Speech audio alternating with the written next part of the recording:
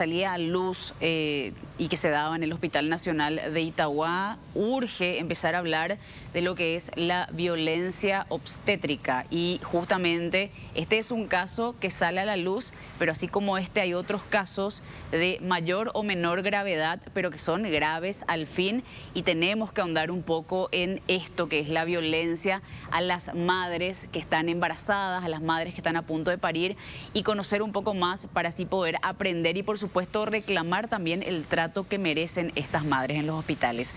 Para ello ya estamos con Victoria Peralta del Movimiento Nacional por la Salud, María Rivarola, para que nos hablen un poco, Victoria, sobre este comunicado que realizaron repudiando esta situación y también otras que se dan lastimosamente en muchos hospitales de nuestro país. Bienvenida a la jornada.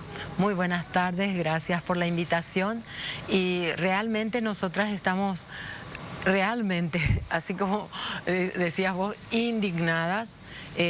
Hace muchos años que el Movimiento por el Derecho a la Salud viene denunciando la violencia obstétrica como una de las formas de violencia hacia la mujer más naturalizada, más invisibilizada. Es una de las formas de violencia que sucede a diario en los servicios de salud en general, pero particularmente en los servicios públicos, porque se da de manera más cruel con las más pobres, con las más desprotegidas, que son las campesinas, las indígenas, las mujeres de las zonas urbano marginadas. La violencia obstétrica incluye todo trato degradante, inhumano, cruel, que pueda darse a la mujer durante su gestación, el parto, el periodo del trabajo de parto, durante el periodo expulsivo, que es el trabajo, el parto propiamente dicho, o después del parto. Eso incluye la forma de hablarle a la mujer, el hecho de no hacerle caso, que es una de las formas de violencia que más sucede y que más hablan las mujeres, que dicen: no me atendieron, no me hicieron caso cuando yo decía que estaba por parir, o que tenía demasiado dolor, o que ya no podía más. O sea, esa es una de las que más refieren, aparte del maltrato verbal, o que se hagan procedimientos que ni se le explica, como eso que le suben en la panza y que le dicen el cristeler, ¿verdad? Que ya no se recomienda hacer, porque después tenemos niños que nacen con problemas neurológicos. Acuérdense que una de las primeras causas de muerte neonatal es lesiones debidas al parto. Sí. Quiere decir que hay algo en eso que no está bien. Y también incluye el hecho de que de repente le hagan algún procedimiento sin que ella se entere o que dé su consentimiento. Sin consentimiento. Victoria, me parece súper importante hablar como si fuera que la gente no tiene idea de lo que es la violencia obstétrica, porque de verdad a mí me parece muy personalmente que es un gravísimo problema de que esto esté tan normalizado, que la gente tome como que la mujer exagera cuando está en cualquier etapa, parece, de enfermedad, especialmente en la etapa del embarazo. Es como que la mujer se ve obligada a aguantar, pero estás embarazada, es parte nomás luego, se queja porque está muy hormonal nomás, seguro, ella estaba nomás muy sensible, por eso creyó que se le trató de esta manera, y eso me parece que es muy grave, el tratar de desentenderse de la situación e ignorar que verdaderamente es violencia el maltrato a una mujer embarazada. El maltrato en los servicios de salud es... uno escucha a diario, pero en el momento del parto es particularmente agresivo, porque se descarga en el cuerpo, en el ser de la mujer, toda esa violencia, que es una violencia estructural que pone la carga sobre la mujer de lo que hay del poder machista, del poder estructural que sobre todo se siente en aquellas con mayor fragilidad, entre ellas la mujer, y una mujer que está por parir. Entonces, esta violencia es, como decís vos, naturalizada, como si fuera que así tiene que ser. Y lo primero que tenemos que hacer para que esto definitivamente pare es dejar de naturalizar esa forma de violencia, dejar de naturalizar para que la gente entienda, bueno, lo que me están haciendo, que me están obligando a hacer algo, o que me están haciendo algo o no me explican, no tiene por qué ser de esa manera, o que me traten de una manera denigrante, humillante, porque sí sucede, eso no. O quién se abroga el derecho de conocer lo que está pasando en el cuerpo de la mujer. Es la mujer la que sabe qué está sintiendo su cuerpo. Entonces, porque de los casos hay muchísimos de estos que le dicen, no vas a parir todavía, anda nomás. Yo misma tuve un caso porque yo atendía en el bañado a las mujeres, una mujer epiléptica a la que derivé, y le dijeron, anda nomás, porque todavía no vas a parir. Al llegar a su casa parió sola. Entonces, de esos casos hay miles, y el hecho que haya sucedido en el hospital nacional, en un hospital de cuarto nivel, que es un nivel, es lo más alto que podemos aspirar. Es un hospital donde confluyen todos los problemas que no se pueden resolver en otro nivel, y que haya sido el trato que le han dado a la mujer es vergonzoso, es insultante. Y realmente está muy bien que tengan vergüenza todos, no solamente los trabajadores de salud. El ministro de Salud tiene que tener vergüenza. La directora, por suerte, escuché en sus declaraciones que ella misma decía, no puedo justificar, no es justificable, porque no es justificable. Y esto está sucediendo, esto se vio porque hubo alguien que tuvo cámaras y que pudo captar en ese momento lo que sucedía, pero esto sucede. Casi a cada tanto nosotros escuchamos, tuvo su parto en el baño. O el año pasado, hace un año y medio por ahí, recuerdo que una indígena parió en el banco, en un hospital en el Chaco. Entonces, dejemos de normalizar, dejemos de naturalizar la violencia en todas sus formas, pero particularmente esta forma de violencia que no se ve, que no se habla, y que tenemos una ley. Lo más trágico es que nosotros hemos logrado, porque ha sido la lucha de las propias mujeres, lograr incluir en la ley 5.777 que la violencia obstétrica es una forma de violencia hacia las mujeres. Hay una ley, pero como muchas de las leyes que hay en nuestro país, se hace caso omiso. Por otro lado, hay que destacar que esto que vimos es el resultado de la precarización también de todo el sistema de salud. Un sistema de salud cada vez más desfinanciado, un sistema de salud cada vez más precarizado, con menor capacidad para resolver los problemas. Por supuesto que si hay poco personal, no hay suficiente personal en esa área. El personal que está se siente recargado, se siente rebasado en muchos momentos. Porque está con otras urgencias. Y claro, tiene reacciones que no se pueden justificar. Absolutamente. O sea, no estamos justificando, pero también hay que ver la cuota de responsabilidad que tiene el Ministerio de Salud, el Ministro de Salud y toda la línea de mando. Toda la cadena, ¿verdad? Toda la cadena de mando. Uno reclama y piensa y se queja y trata en la lógica de entender cómo a esa mujer no le dieron una cama, cuando nos estaba hablando de un problema de falta de lugar, sino falta de atención, ¿verdad? Porque esa mujer terminó en el piso de esa manera teniendo a su hijo sin que le hayan dado una cama. Y cómo eso no va a ser manifestado o tratado como violencia, ¿verdad? Es totalmente. ¿Cuáles son las consecuencias, Victoria, de esta ley? ¿Cómo funciona esta ley? Bueno, esta ley falta todavía reglamentar, como todas las leyes nacionales, falta su reglamentación. Creo que el Ministerio tiene la responsabilidad de aportar en esa línea.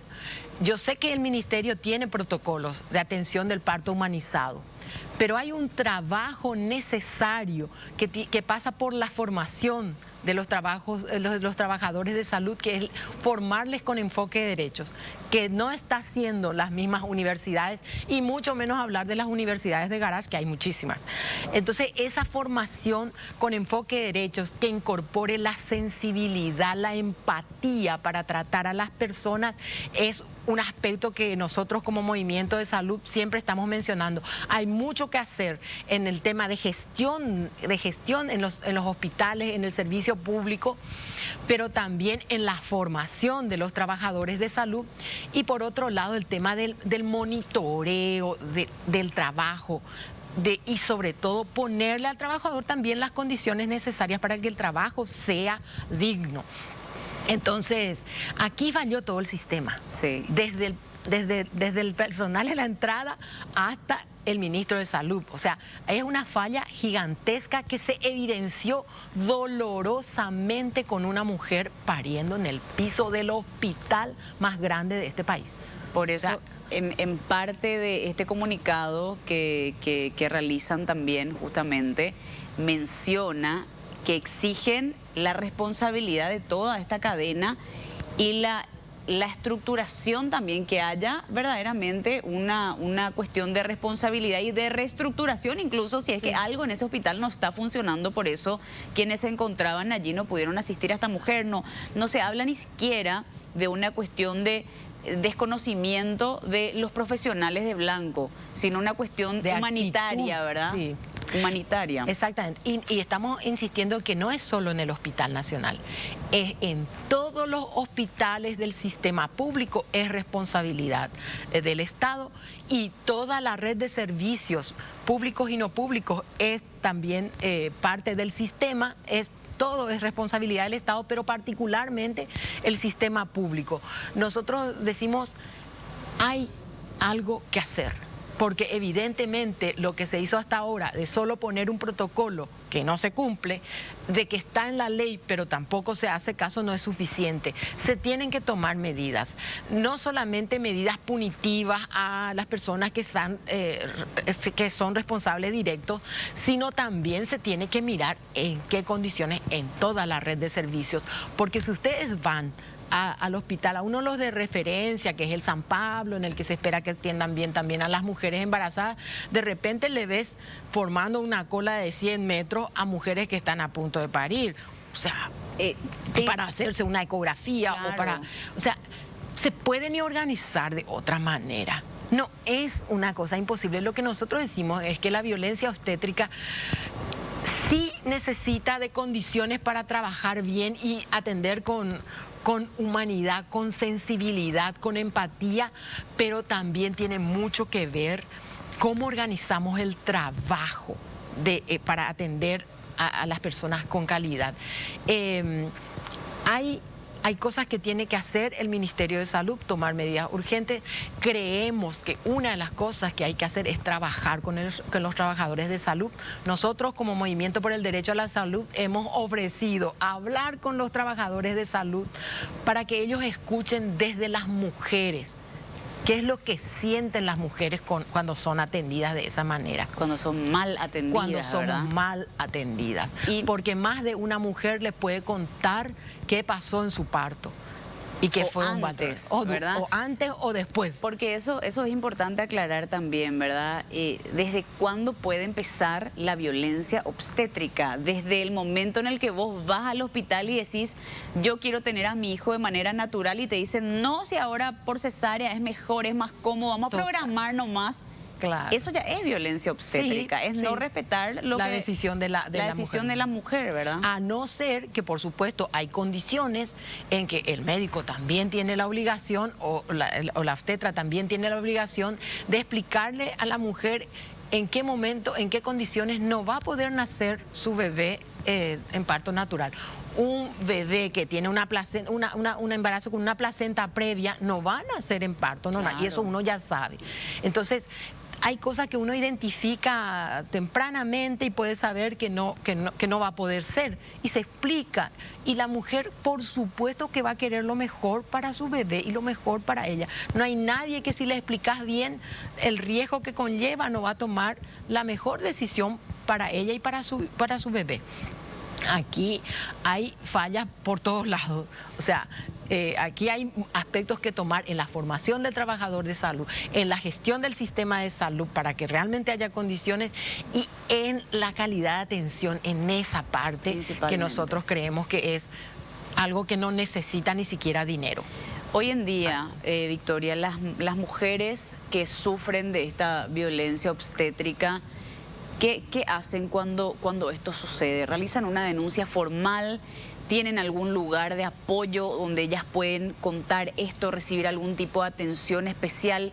ni se enteran, la gente, ellas ni lo exteriorizan. ¿Qué es lo que está pasando hoy en día con la violencia obstétrica en nuestro país? No hay un lugar de denuncia. Supuestamente el ministerio tiene un servicio de atención al usuario, el SAU.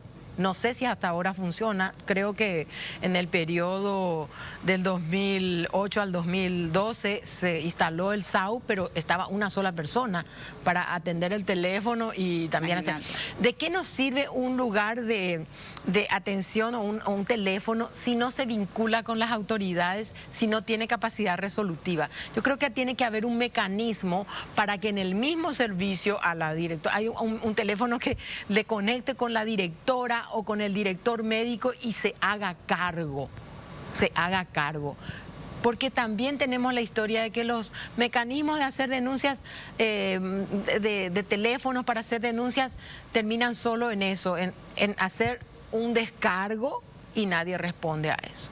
Entonces necesitamos procesos en donde realmente haya respuesta a las denuncias. Y también de por ahí hace falta también socializar de que esta es una problemática para que las mismas mujeres sepan y puedan identificar también cuando no están teniendo el trato que ellas merecen. Exacto. Muchas veces en una cuestión, en situaciones de por ahí de mucha precariedad o de mucho desconocimiento, eso no permite al personal de blanco no tratar a una mujer embarazada como ella se lo merece, ¿verdad? Claro. Y es también de por ahí una herramienta que puede ser útil para, discúlpame, para... Que se conozca más también y justamente se pueda tener presente que es un problema y exigir también el trato que corresponde. Por eso ya que ni siquiera tenemos una ley que nos pueda amparar, por lo menos saber que eso no debe ser así y saber que puedes exigir, que tenés que exigir que te traten bien. Hay una ley. Claro, porque no está funcionando como debe. Sí. Por primera vez en una ley aparece la violencia obstétrica como una de las formas de violencia hacia la mujer. O sea, eso es un gran paso, porque si no tuviéramos ni siquiera eso, estaríamos en 2 o 3 pasos atrás. Hay una ley que tiene que reglamentarse, quiere decir que la Fiscalía tiene cosas que hacer ahí, por eso es importante que la Fiscalía se haya hecho presente en este caso. Es importante que en el sistema de justicia que se tomen medidas, pero este trabajo de informar, de sensibilizar a la ciudadanía, de hacer conocer que esta es una violencia obstétrica, que hay una ley que está establecido que es una forma de violencia y que no tenemos que permitir. Es uno de los trabajos que hacemos como ciudadanos organizados, y ustedes como informadores, ustedes como personas que son referentes y que son escuchados, es demasiado importante. Lastimosamente tuvimos que llegar a un hecho tan deleznable como el que vimos para que se hable del tema. Claro, de tanta exposición y de tanta indignidad, podríamos decir, para esa mujer, ¿verdad? Algo que mencionaba Santi esta mañana, Santula, en la radio, que me pareció algo bastante interesante, es cuando te dicen, pero el bebé está bien. Al final, el bebé está bien. Y es como tratar de minimizar todo el proceso traumático por el que pasó la madre, y bueno, qué suerte, gracias a Dios el bebé está bien, pero que el bebé esté bien no es suficiente para decir que el proceso no es vergonzoso, que no es indigno. Entonces, denigrante. Es también algo importante que las autoridades tratan de manifestar como una especie de consuelo, parece, cuando suceden estas cosas. El bebé está bien. Y obvio que es sumamente importante que el bebé está bien, pero también es importante que la mamá esté bien. Pudo haber sido otro el desenlace. Claro. Imagínense si el bebé hubiera caído, ella estando de pie, el bebé se hubiera agarrado un traumatismo.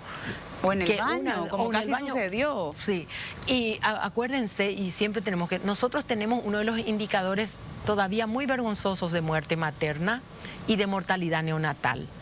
La primera causa de la mortalidad neonatal es lesiones debidas al parto. Así que hay alguna cosa que no se está haciendo bien. El 95% de los partos es en el hospital.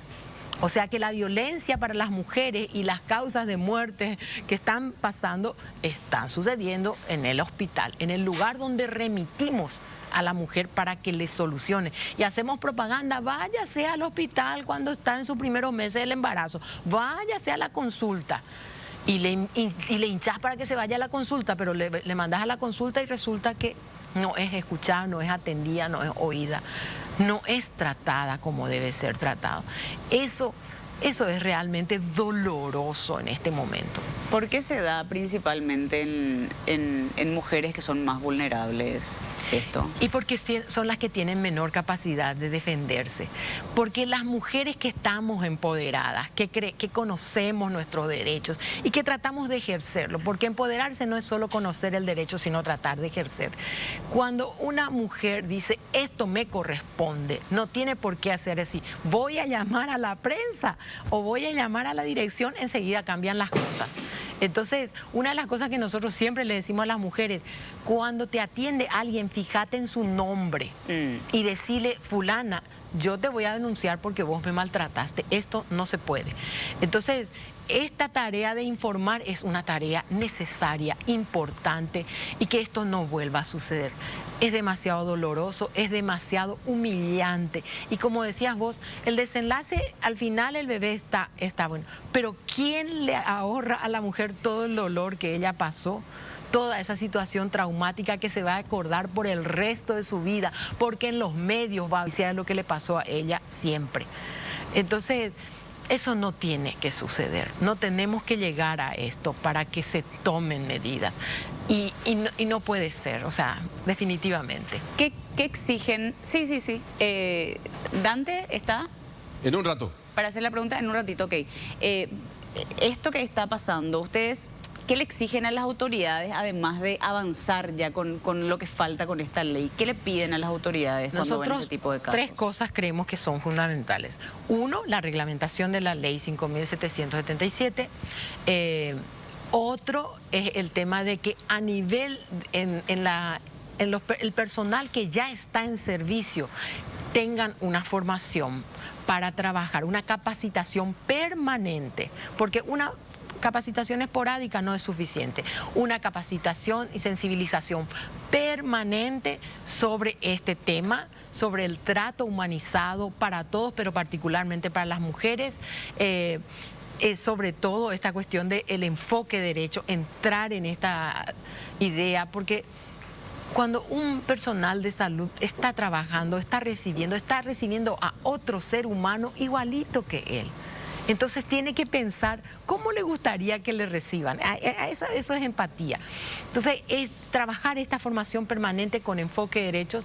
Por otro lado, monitorear que los protocolos se cumplan. Porque hay protocolos muy lindos en el ministerio, pero no se cumplen. O sea, tiene que haber un trabajo organizado en cada servicio de salud para monitorear el trabajo.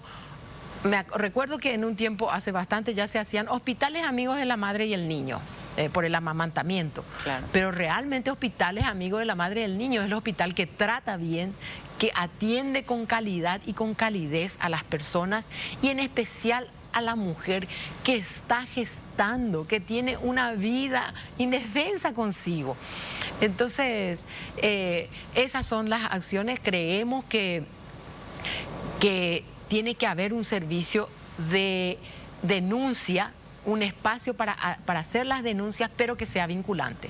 No que se quede en la denuncia de la persona que atendió y después no se entera nadie, como no se enteró de lo que pasó la directora del hospital y mucho menos el ministro. Entonces, que este tipo de cosas tengan un espacio de denuncias, pero que sea vinculante, que vaya como por un tubo, que es como tiene que ser cuando ingresa la embarazada en el hospital. Tiene que entrar como por un carril directo donde no haya ninguna dificultad para su atención. No tiene que haber. Nosotros no podemos seguir teniendo los vergonzosos indicadores de muerte materna y de muerte neonatal, porque las razones tienen que ver con las formas de atención. Nosotros estamos convencidos de eso. Señora Te iba a hacer Victoria, una pregunta, Dante. Señora Victoria, ¿qué tal? Le quería preguntar algo sobre ese punto en particular. Muchas de estas cosas que ustedes denuncian ocurren en un recinto donde no hay cámaras, a veces no hay testigos, y muchas veces es la palabra de uno contra de otra. El caso que incluso está documentado, el de ayer, se habrá enterado, recién comentábamos, ayer tanto la directora como el ministro apuntaron hacia la enfermera, la encargada de hacer el triaje. Sí. Sin embargo, el gremio, el sindicato de enfermeros ya salió en defensa de la licenciada. Y probablemente va a quedar la licenciada a decir, no, yo le avisé a los doctores. Y los médicos van a decir, no, a nosotros no nos avisó. O sea, ¿cómo hacemos con el corporativismo en esta área del personal de blanco? Ha de ser uno de los delitos, si es que existe, o crímenes más difíciles de probar. Es más, no sé si usted tiene algún caso en que se hace la denuncia y eso ocurrió y hubo castigo, hubo sanción, señora Victoria. Muy pocos, lamentablemente son muy pocos, pero nosotros creemos dos cosas que son importantes para trabajar. Una cosa es la gestión participativa. Nosotros tenemos un modelo de gestión en los hospitales, una gestión jerárquica, donde viene el mandato y se tiene que hacer así, y donde el resto solamente obedece. Pero muchas veces las personas que están ahí en la puerta de entrada, en el servicio mismo, saben las falencias, las necesidades y las deficiencias que tiene el área que le toca. Entonces, una gestión participativa puede hacer que eso se convierta y se resuelva, porque decían las enfermeras en su pronunciamiento, nosotros no negamos que aquí haya sucedido estos hechos y no negamos y esperamos que se investigue, pero no queremos que haya un chivo expiatorio, porque como dicen en el ñenga común, y poijape o sola piola. Entonces, que estas cosas se investiguen, pero de verdad, porque esta es una falla del sistema. No es solamente la enfermera que corrió para ir a llamar y que no le atendió en ese momento, o que le cerró la puerta, pudo haber hecho.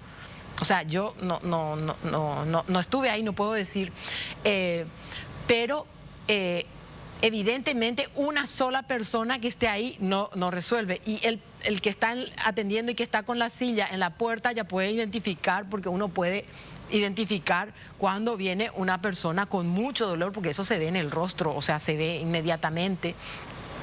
Entonces, hay protocolos. Hay protocolos de cómo se tiene que atender. El caso de esta mujer es particularmente paradigmático, porque ella ya estuvo internada.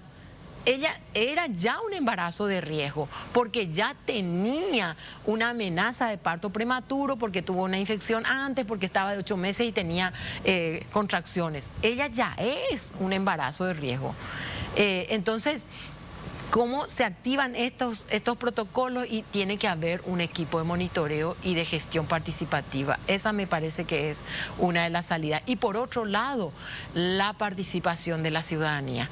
Es muy importante que la ciudadanía se pronuncie, que la ciudadanía se indigne y diga su indignación, y que la ciudadanía informe a los demás también, y a las demás mujeres, nosotras mismas, lo que no es admisible. La violencia obstétrica no es admisible. No podemos seguir permitiendo que esto suceda. Incluso uno de los médicos también se quejaba más de que alguien haya filmado eso y no le haya ayudado a la mujer, en vez de indignarse por toda esa cadena de errores que hubo con la mujer llegando al hospital esperando más de 1 hora y terminando de tener el hijo en el piso, siendo que al final ese, como decía Dante, termina siendo un documento probatorio de esa terrible negligencia que ocurrió allí. Entonces, cuando no llega el mensaje hasta arriba, obviamente las cosas no están estructuradas correctamente, ¿verdad? Exacto. Entonces, es necesario la denuncia y la participación de la ciudadanía. Hay veces que nosotros, como seres humanos, no asumimos nuestros errores a priori, o queremos tirar el fardo en el hombro de otro. Generalmente se tira el fardo en la persona más frágil, o la que está en el último eslabón, como se dice, ¿verdad? Entonces, aquí me parece importante lo que plantean los gremios, ¿verdad? En que sí se investigue, que se vea todos los errores en toda la red, porque ella no vino por primera vez a este hospital. Claro, tenía todo. Ella era conocida, ella ya estuvo internada, ella es un embarazo de riesgo. Pero también están estos otros casos que a lo mejor no es un embarazo de riesgo, pero viene y necesita ayuda y necesita que se la atienda. O sea, Estamos hablando de lo que tiene que ser siempre, lo que tiene que ser la norma.